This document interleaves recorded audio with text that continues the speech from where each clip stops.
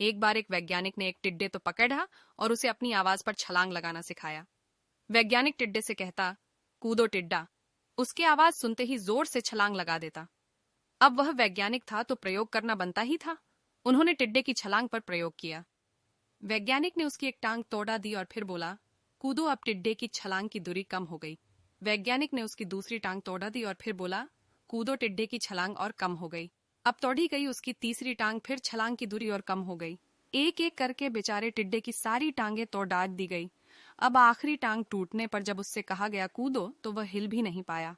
अब वैज्ञानिक ने अपना निष्कर्ष अपनी डायरी में लिखा। जानते हो उसने क्या लिखा? जब टिड्डे की एक टांग तोड़ी गई तो वह थोड़ा बहरा हो गया। जब उसकी दूसरी टांग तोड़ी गई तो वो और बहरा हो गया। हर टांग टूटने के साथ वो और बहरा होता गया और सारी टांग टूटने के बाद वह बिल्कुल बहरा हो गया। अब जोर जोर से चिल्लाने का भी उस पर कोई असर नहीं हुआ।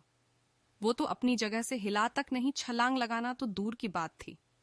इस कहानी को सुनकर सभी को ऐसा ही लग रहा है ना कि क्या मूर्ख वैज्ञानिक था, इतनी सीधी सी बात उसे समझ में नहीं आई। या कुछ लोग ये भी सोच रहे होंगे कि ये तो किसी बच्चे को भी पता है कि टिड्डे की छलांग उसके टांग टूटने की वजह से कम होती जा रही थी, न कि वह बहरा हो गया था। दोस्तों, हम सभी जीवन में कई बार ऐसे ही मूर्ख बन जाते हैं।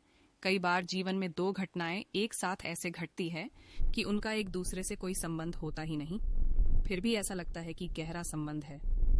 कभी कभी दिखता कुछ और है लेकिन समझ कुछ और आता है और वास्तव में होता कुछ और है। इसीलिए अगर पछताना नहीं है तो जीवन में जल्दबाजी में कोई निर्णय ना ले। हमेशा समझबूझ का इस्तेमाल करे, सावधानी बरते, नतीजे सोच विचार कर ही निकाले।